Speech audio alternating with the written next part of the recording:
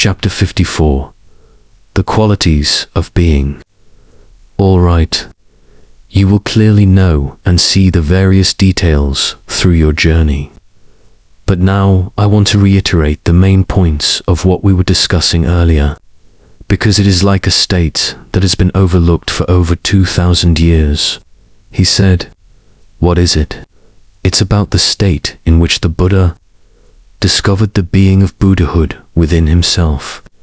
This is the most direct and shortest process, and it is this process that produced hundreds of thousands of noble monks or enlightened ones during his lifetime.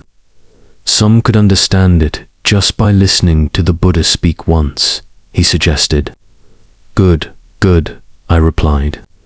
In summary, when the Buddha fully realized the being of Buddha, the states that automatically followed, without going through a step-by-step process like general learning, were 1. He would immediately become one with love and compassion, because the Buddha mind, or God, inherently is love and compassion.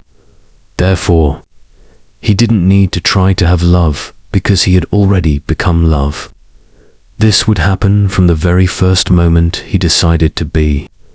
The resulting phenomenon was that whatever he thought, said, or did would be filled with pure love and goodwill, without any hidden agendas. 2. He would be freedom. This freedom refers to the courage that he would no longer rely on anyone. He would not be shaken by any beliefs if those beliefs required him to be dependent. He would reject them because he knew he already was the greatest thing. Therefore, nothing could be greater than what he was. 3. He would be beyond time. This means that once he knew he was Buddha, he no longer needed to wait for any particular state, or use any particular method to lead him into that state again, because he already was that. 4. He would have oneness. This oneness means that because he knew he was Buddha, and he also knew that everyone in the world was also Buddha, he could not separate anyone from anyone else, could not act as if he was superior to anyone, and at the same time, could not act as if he were inferior to anyone. 5. He would know directly by himself. This direct knowing is completely different from knowing by hearing or being told. It's like the difference between theoretical knowledge and practical knowledge, or taking action. And once he knew this directly, he no longer needed to teach knowledge to anyone, because he had directly realized that knowledge does not make people realize. What he should teach was the method to enable people to realize for themselves. 6. He would naturally remind himself. This means that when he was in the state of being Buddha, that state would remind him to live with conscience, with feelings, thoughts, and to live fully in the physical world. The resulting phenomena were that he would create new and good things. He would have only inner peace, he would have only joy, and he would remain stable in this state, without being subject to any rules or regulations. Another problem for most people is that they are often fragile and unstable in this approach, stemming from the aforementioned basis of weakness and fear. Even if they know they must rely on themselves, they are often not firm and easily deviate from self-reliance when swayed by the many fears that exist in society. Therefore, one important quality that everyone must have, which I will collectively define as non-hesitate, confidence, determination, or courage to steadfastly pursue this path of self, even if there are mistakes along the way, sometimes success and sometimes failure, but all of it is a skill that will eventually lead to success. No method is more important than it only requires determination and continuous effort. He explained. All right, the Buddha's journey from this point, which was like a conspiracy with you, has begun. At that time, The concept of being Buddha was not yet a religion. It was just a principle that freed people from fear. Being Buddha was just beginning, amidst strong, mainstream religions that were intertwined with every activity from birth to death of the people at that time. And it arose amidst numerous monks, hermits, and heads of schools and sects.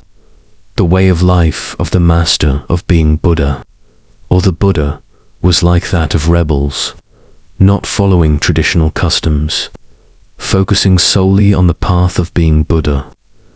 Lord Foch began to explain. From what you've told me, Lord, I feel that those ascetics, monks, and Brahmin priests also seemed to be wise and capable of advising and solving problems for people. Do we have any indicators to show who has the qualities of a Buddha? Or, to put it directly, how was the Buddha different from others at that time? I asked, in addition to all the qualities I have summarized for you. I will give you these criteria to categorize people in the world into 5 groups. The first group is those who do not know that they do not know. The second group is those who do not know that they know. The third group is those who know that they do not know. The fourth group is those who know that they know. And the last group is those who know and tell others so they may know. He replied, Lord, are you just playing with words to make it sound fun? Because I must say, it doesn't help me understand anything more, I commented. Even though it may seem like I'm playing with words. It has a meaning that is far deeper than you realize, he replied. All right. Let me see if these words you've coined can explain anything profound for me to understand. I challenged.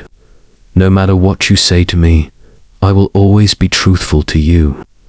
Whatever you desire, that shall appear to you, he said, as if conveying something significant. The first group I call those who do not know that they do not know.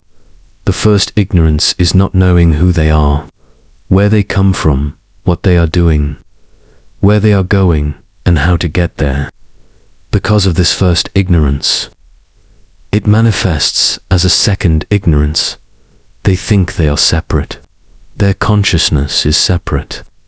So they live under that separateness, such as judging everything by touch, knowing, seeing, doing everything with tangible and provable logic, behaving according to the stimuli that affect them, letting emotions and feelings arising from the 5 senses drive their bodies. When any event makes them sad, they are ready to be sad.